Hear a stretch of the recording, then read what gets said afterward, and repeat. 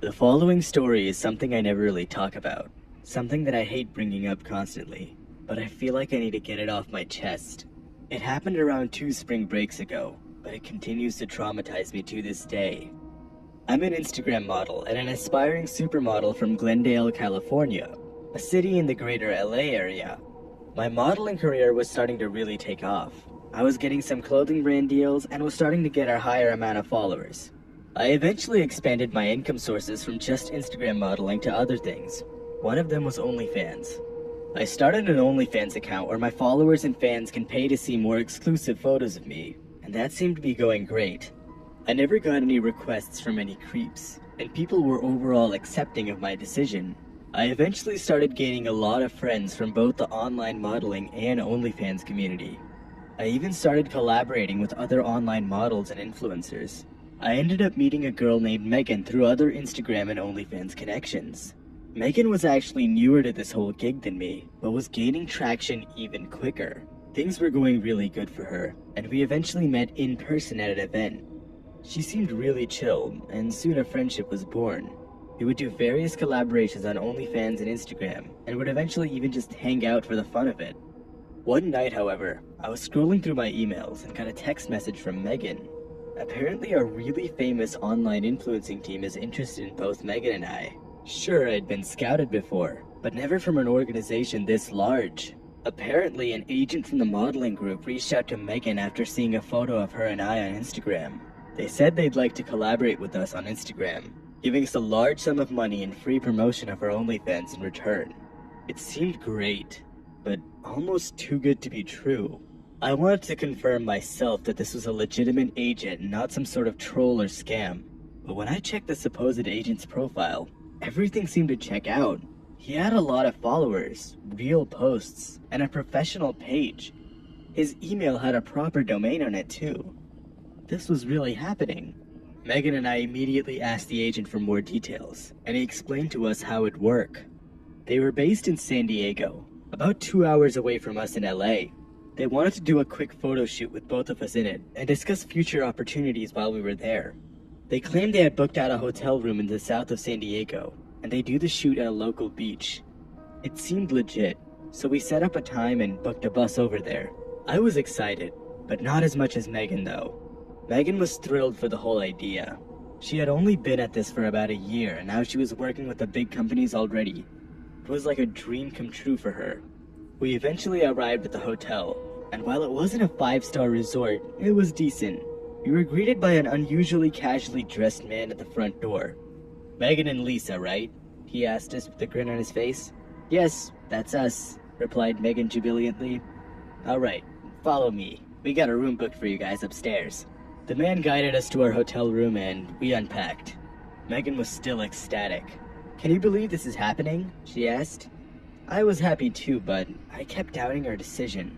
The man who escorted us to our room didn't seem very professional, but hell, he could just be having a long day. Eventually we got a knock on the door. It was the man from before. He said he'd take us to the venue once we were ready, and we were. He picked us up in a rather nice car, but something didn't add up.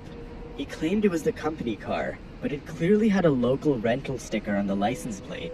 I again shrugged it off and got in the car.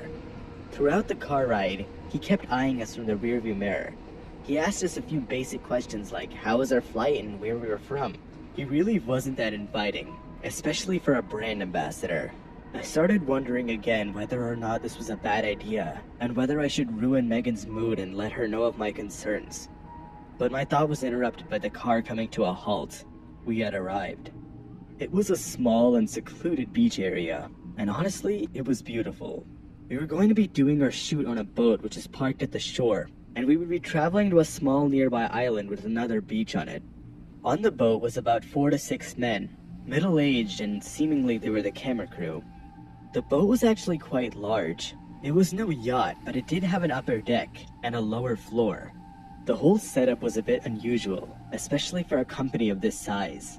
I didn't see much equipment or a supervisor at all. No director, no makeup artists, just the men. Before we all got on, they searched through our handbags and said they'd hold on to them for the ride. This was really starting to alarm me, but the boat started moving and we were on our way.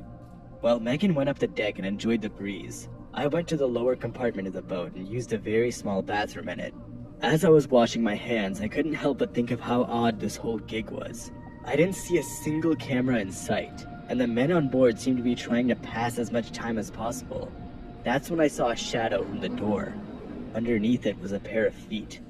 Someone was watching me. I quickly thought about what to do. Why was this man just standing there? Was he waiting to use the bathroom too?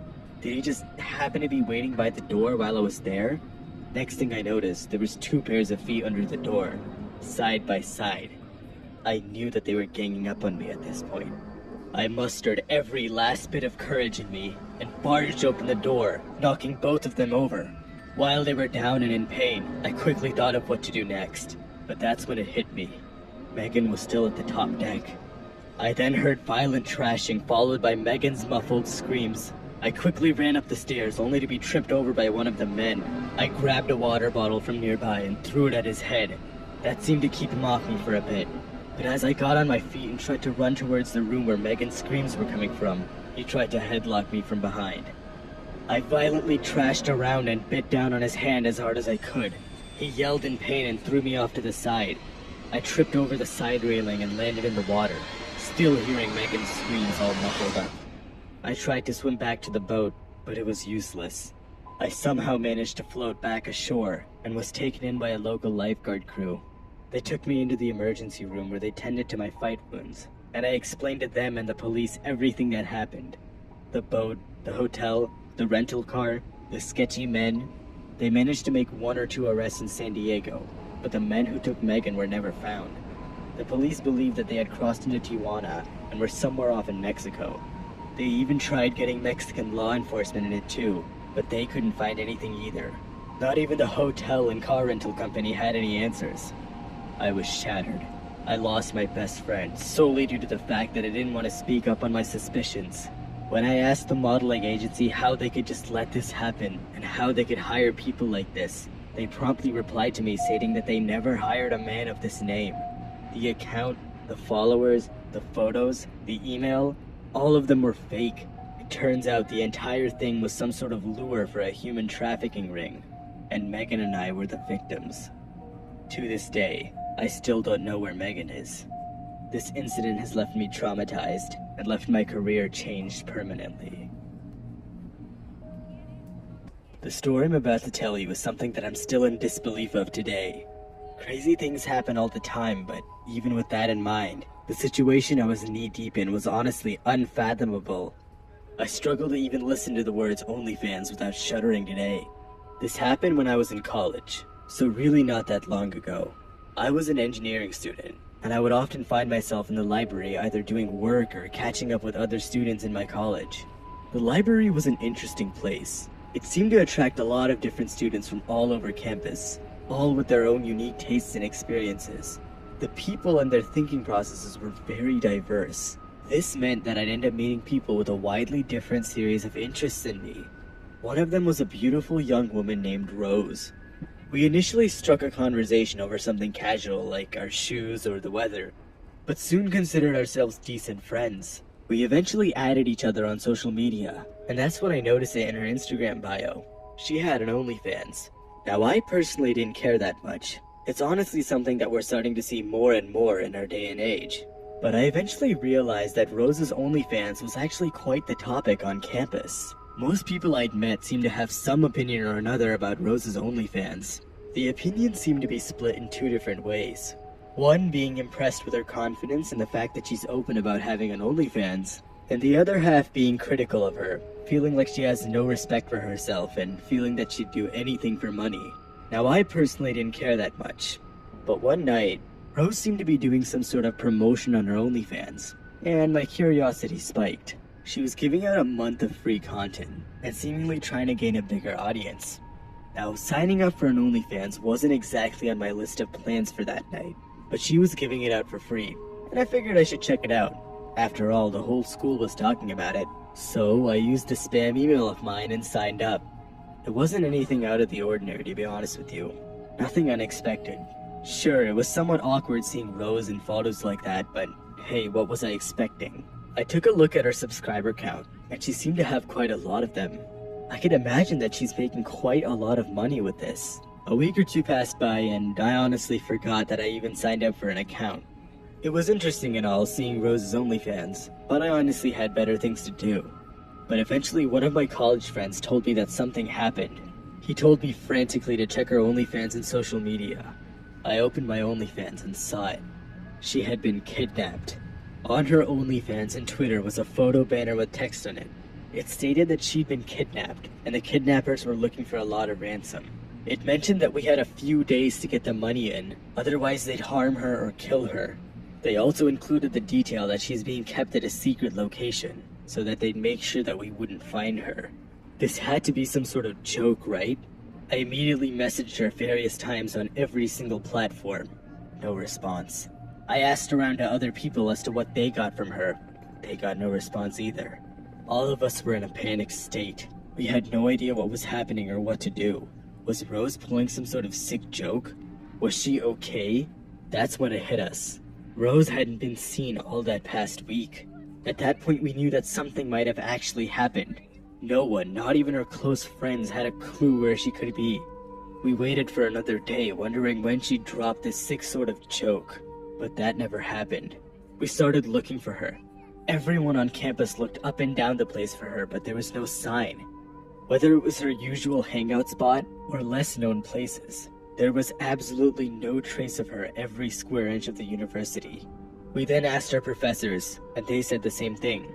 Her attendance report revealed that she had been absent the whole week. Things just kept getting weirder and weirder. Some of her close friends even contacted her family asking where she was, but none of them knew where she was either. We were really starting to get worried at this point, but we didn't want to start paying the ransom just yet. After all, the kidnappers could just keep increasing the price. Several reports were signed to the university, and eventually a missing person case was submitted to the police. It started off with campus security looking around and scanning for where she could be, but evolved to a full-on police warrant and search investigation. Even the cops were a bit stumped with the whole situation. They'd obviously seen kidnappings before, but asking for a ransom on an online platform, that wasn't exactly heard of. The police looked around the university themselves, but there was still no sign of her. Eventually, a warrant for the search of Rose's home was finally approved, and we all looked inside her dorm. The apartment seemed completely normal, but her essential items such as her pillows and laptop were all gone. From this, we concluded that she might have been kidnapped while she was leaving and going somewhere. The police took a look at the security footage and noticed that her car seemed to have left the parking lot the supposed day of the kidnapping. The investigation was just getting weirder and weirder. All of us were extremely worried. We knew that someone or the other would have the motivation to kidnap Rose. After all, she was a wealthy, famous, and attractive young woman. She interacted with people online on a daily basis. There had to be some sort of creep or psycho who wanted to harm her. People had already started submitting small amounts towards her ransom. They just didn't want to take that risk of leaving it be. A day later, and it was trending all over social media. #SaveRose. The story even hit county news. Everyone in a 20-mile radius started talking about this, and eventually the police started to work overtime. They felt with the amount of publicity this case was getting, it really wouldn't look good on their part if they didn't find her. Eventually, the state troopers got involved too, and they started looking for her as well. The search continued, and with it our worries. Eventually, the ransom was paid off. So many people had pitched in small amounts that the money goal was hit. Was she free? Would the kidnappers just keep raising the ransom price? A few hours went by, but there was still no answer from Rose. We were at the peak of our fear. Normally something would happen by now, right? But no, none of us got an answer. But that next day, everything was answered. A highway patrol officer spotted the vehicle that was registered to Rose. It also was reported missing at the time. He immediately turned on his lights and pulled the car over. That was it. The moment of truth. As he got up to the car door, the officer spotted Rose. He immediately took her out of the car and inspected it thoroughly. But she was the only one in it. The news hit us that Rose had been found, and she was taken back to the police station for questioning. All of us were relieved. We didn't understand the mysterious nature of her kidnapping, but at this point we were just glad that she was okay and back. But once again, things just kept getting stranger and stranger. Rose did not have a single scratch on her. The paramedics and investigators found no sign of any physical or mental trauma. Kidnapping victims would normally have either one of these. Rose was being rather evasive with the questions as well. She was overall vague about the situation and didn't seem spooked the slightest bit. But after even more question dodging, Rose was released. The investigation continued, but when she got back on campus, all of us were thrilled. We were just so worried for her. We had so many questions. Questions which Rose didn't seem to want to answer. We understood why. After all, she deserved some much-needed time to herself. I tried to ask her some more questions one-on-one when everyone left her apartment, but she seemed to still be acting odd. She avoided every single question in the weirdest way possible. I decided to call it a day and headed back to my room. As I continued my walk home, I couldn't stop thinking about it though. Everything about this whole situation was just so odd. And for Rose to come back like nothing even happened, it just contradicts everything I could even think of. But then, it struck me. The ransom, the lack of evidence, Rose's lack of answers, something deeper was happening, and it involved her. The next morning I got up, and my phone was flooded with notifications. Rose was arrested. According to various news sources and friends, Rose had faked the whole thing for money. Rose wanted to get some quick fame and cash and somehow thought that doing a fake kidnapping would be the answer. The reason that some of her essential items were missing was because she took them with her. She had left for some sort of beachside hotel. The location was remote enough to avoid suspicion, but not too close for comfort. She stayed there for a few days until the quote-unquote ransom was paid off. This explained everything. She was apparently caught after they tracked down all of the traffic cameras which spotted her car. They managed to find the location she had traveled to and back from. Rose was sued for all the ransom she collected, and lost even more than she gained in remaining lawsuits. She was charged with public mischief as well as false reporting. The charges stacked up to a high-level misdemeanor, and she was sentenced to a year in prison. My jaw was on the floor as I heard all of this. We were all so upset with her. So upset with ourselves. How could we really fall for this? How could she do such a thing? I still haven't heard from Rose, but the story is something that I will never forget. To this day, OnlyFans is something I'd never think of in the same light again. What I'm about to tell you is something that you probably won't even believe happened. Hell, not even in my wildest dreams did I fathom something like this occurring. I can't even put into words how awful my fear and anxiety was that day. Never in my life have I had to actually fear for my safety, but needless to say, I definitely will not be using OnlyFans ever again. This actually happened when OnlyFans was not that known. It was around 2017, which was 1 year after OnlyFans was founded. I came across a page which I was rather intrigued by on my Instagram feed. I stumbled across a very cute girl from my hometown, but I never really knew her. This was a time in my life where I was really introverted and rather socially awkward, so I had a lot of people added on my social media who I probably never even talked to. The only reason I even had Facebook and Instagram was to fit in as a college student. For reasons unknown, many very attractive women would always add me back on Instagram. I initially thought this was due to the fact that we had mutual friends, or that I was just a very handsome man. But I eventually learned that following back was just a tactic to get more fame. It wasn't because of my charming looks. Now, I was the kind of guy that would constantly like and comment under many hot girls' posts on Instagram. Some would call me a simp. Whenever I got a reply or like back from one of these women, I would immediately go to the PayPal or Cash App in their bio and leave them a huge tip with a thank you note. For some reason back then, this was my ego booster. I'm not exactly proud of this behavior today, but keep in mind that I was a rather different person back then. The sad part was my social anxiety prevented me from even DMing those girls. I didn't even try to make small talk with them. As sad as it is, I honestly expected these women to just ask me out and start giving me attention with all these donations I gave them. So with all of this in mind, you could imagine I was rather thrilled to see a new link in one of my favorite girls' bios. I immediately opened it, and I was pleased with what I saw. The website was called OnlyFans, and now I could just subscribe and see any girl I want undress without having to constantly pay them and annoy them in the DMs. Even though I just found out another new money pit, I felt like I'd won $1 million. So I did what I'd naturally do, and I subscribed. I wanted to believe that I was her first subscriber, and it really did seem like it at first. Initially, she seemed a bit shy. She wasn't showing much of her body, and obviously this upset me. I was expecting a lot more for my $15 a month. What she was posting seemed to be things that you could just post on Instagram. There was no nudity whatsoever. No nipples, no nothing. But me being the simp I am, I thought if I somehow just kept the subscription, she'd notice me and eventually text me first. A few months went by and things seemed relatively normal. She started posting some decent nude photos, but somehow I wanted to see more.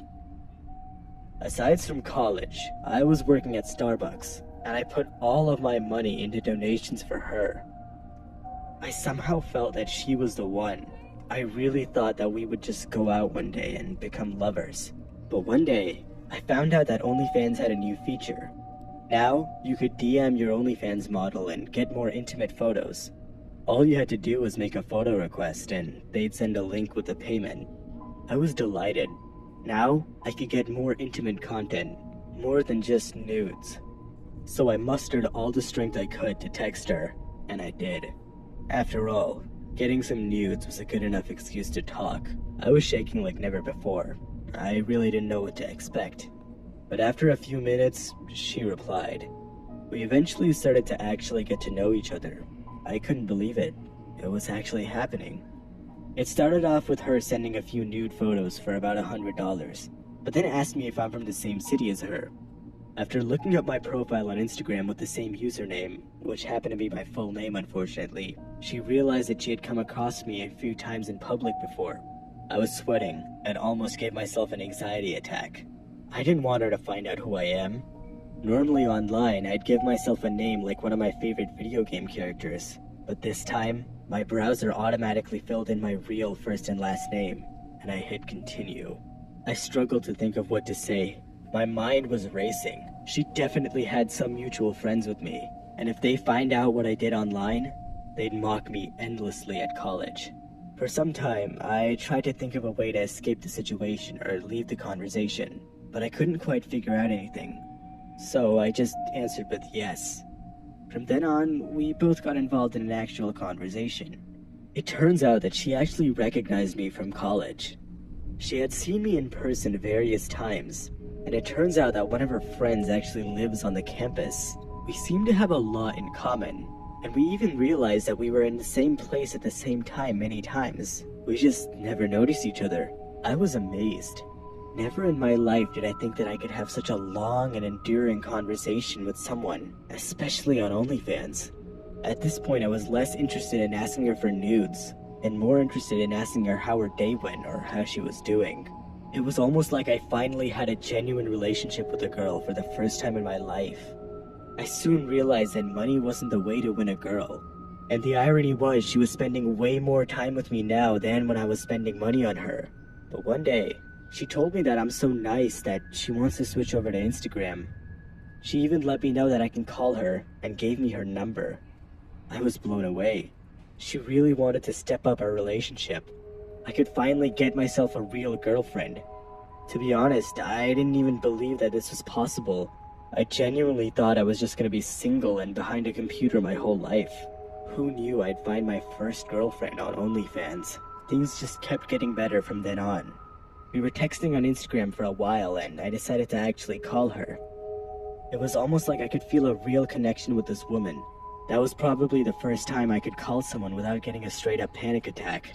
When we talked on the phone, it felt like we had the same personality. We were identical in so many ways. Her voice was just so pleasant and comforting, and we talked for hours during the next few days. I really thought that she would be the one. For the first time ever, I didn't want to wait any longer. I wanted to meet her in person, as soon as possible. She was happy with the news and eventually invited me over to her house. We agreed on a proper date and time, and hung up the phone. I felt like I was on top of the world. After years of criticizing myself and feeling like I wasn't good enough, I finally got one. I always thought that I needed to be like one of those Instagram fuckboys, but it turns out that casual nice guys like me do get a chance. The day of the date came, and I dressed myself up in my best clothes and went to a barber. I was so eager to meet her. I instantly booked an Uber, and he took me to her neighborhood. When I was approaching her house, however, I noticed an awkward man standing behind a tree. He seemed really sketchy and had a hood on. I couldn't even see his face or eyes. Normally this would alarm me, but I was just so eager to go on a date with her that I shrugged it off. She opened the door and she was just as gorgeous as she was online, even prettier than I expected in person. She put her shoes on and we went for a walk. In the beginning it was a little awkward, but I eventually got over the moments of dead silence and started an actual conversation with her. She seemed a bit nervous too, but once we got the ball rolling, everything went well. We had a really good conversation and didn't stop talking till the end of the date. I eventually walked her home and we waved goodbye. But as I was leaving, when I turned my head around to see what was happening, I noticed the same exact weird guy from before. He was awkwardly approaching me, at first trying hard to hide it by looking around or avoiding eye contact. But eventually he was around 10 feet away, and there was no hiding this time. "Hey you," the man asked. Yeah?" I replied. "Stop. Get over here." I stopped walking and turned around. Then he said, "Who are you to her?" Who am I to her? What kind of question was that? As I was trying to think of an answer, I looked back up at the man and noticed that he was getting insanely enraged. He had this crazed look in his eyes like he was about to hurt me or something. "You trying to hit on my girlfriend?" "Boy, you crossed a line," the man said. "What? I'm sorry, I think you're mistaking me for someone else. I really don't know what to say," I replied nervously. I started slowly backing away with my arm pushed out in front of me just for protection. I looked down at his hands and he had them both inside his hoodie front pocket. I saw his facial expression change from enraged to even more furious. He started breathing heavily and clenched his teeth in anger. "You shouldn't have come here," the man said. He then pulled out a gun from his front pocket and started firing it at me. I just fell on the sidewalk. I was in so much shock that I couldn't even feel any pain or take a breath. I just stared at him bluntly, adrenaline pumping through every ounce of my body. He then looked around and took off. After a few seconds, I let out a big, delayed scream. The adrenaline subsided and I felt like the worst pain in my life. I glanced around and I saw 2 big holes in the front of my knees. He shot me through both of my legs. I curled up in pain and started to black out. I was slowly drifting away, and I completely lost consciousness.